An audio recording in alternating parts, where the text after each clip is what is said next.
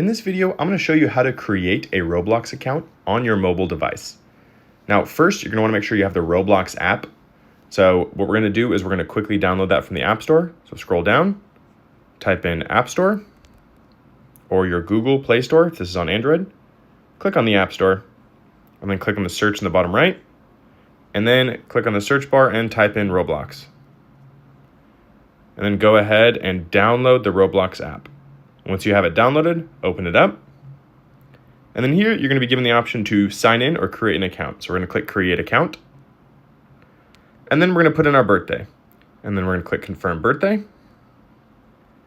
And then you're going to type in a username and make sure you do not use your real name. Use something you want to be known as in the in-game experience for Roblox.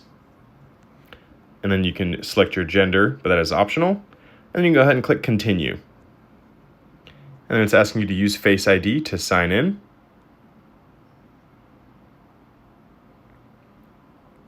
And then now you have a Roblox account on your mobile device. So you can go ahead and join any experience.